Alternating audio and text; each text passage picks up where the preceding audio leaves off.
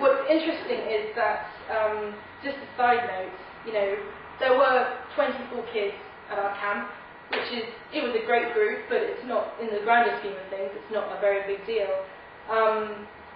A few miles down the road, there were tens of thousands of children at a Christian jamboree.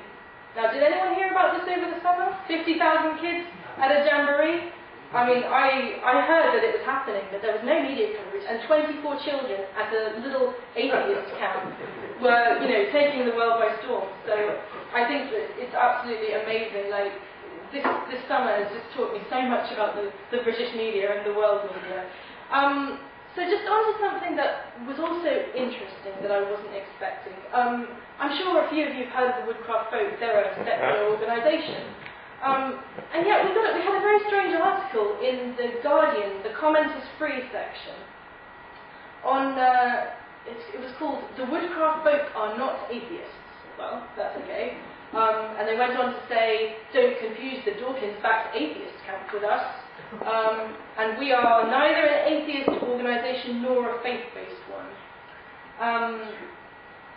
Which may be true, but I mean, I wouldn't necessarily call us an atheist organisation. But so apparently Camp Quest excludes children from religious backgrounds, which we don't, and apparently we discourage religion, which we don't either.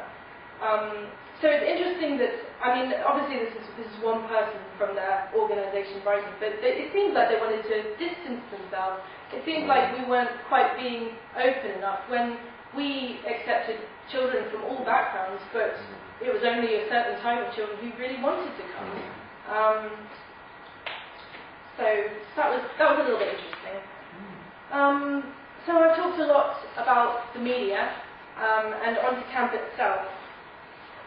I'm sure you've heard of the famous quotation, the only thing you have to fear, I've updated this, the only thing you have to fear is fear itself, and 24 children aged 7 to 17 on a campsite with the world's media crammed into a small marquee during some of the worst torrential rain that an English summer has ever seen.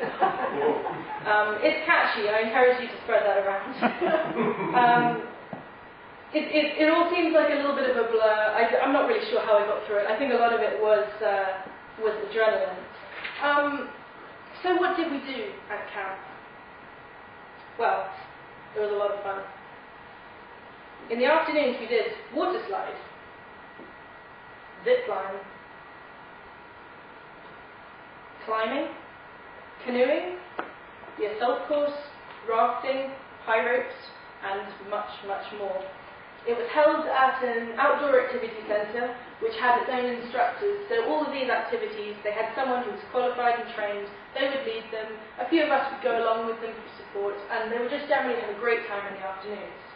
Obviously they would have a great time all through the camp. But all the outdoorsy stuff was really taken care of for us, so that was very nice. In the mornings we had discussions on logical fallacies.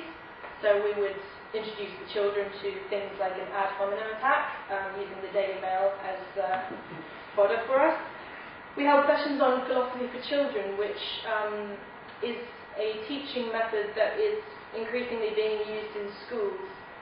What we did is we took a stimulus of The Emperor's New Clothes, the fairy tale by Hans Christian Andersen, and the children, we read it to the children, and then they just got split into groups. They came up with all sorts of philosophical questions. There were obviously a lot of boundaries, and they were told what sort of questions are one type and this is another type.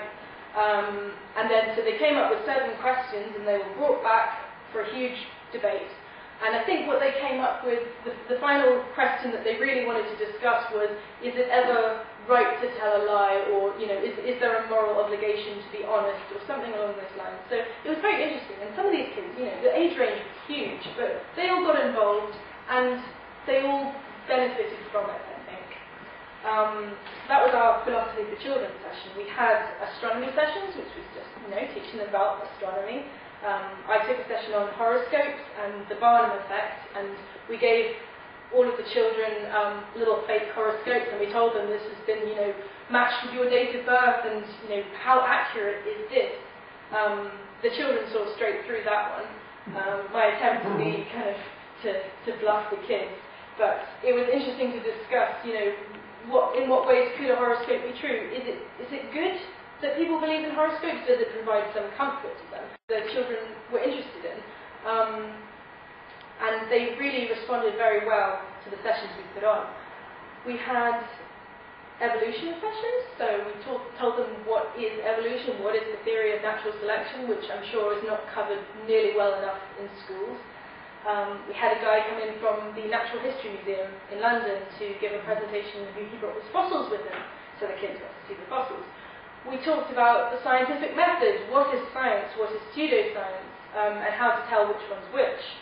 So you can see the activities that we put on were really about teaching them how to think and not what to think. So we wanted to equip them with the tools to go into the world and think critically and think philosophically and really make up their own minds. We didn't really ask them what they believe. We didn't ask them whether they believe in God. It came up in conversation sometimes. A lot of what the kids said is, when the journalist said, you know, have you been told not to believe in God? They said, well, we haven't really talked that much about it. It's not about getting together and being like, we're all atheists, yeah, we don't believe in God. It's just about trying to explore what there is to life, not fixating on something that none of us really believe much in. The other sessions we did drama workshops, and we had a guy come in to do a singing workshop, which was wonderful, and he had all these science-themed songs. So we had a song about Mr. Darwin, and songs about the universe, and all these kind of things, which the kids really liked. I mean, kids like to sing and generally have fun.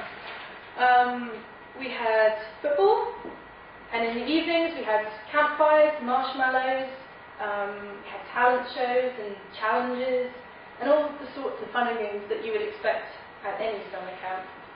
So it was really a lot of fun. There's no water in this glass. That brought me out.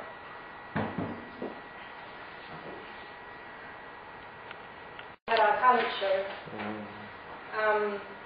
We even had A.C. Graham, who is the gentleman on the right here. He's a philosopher.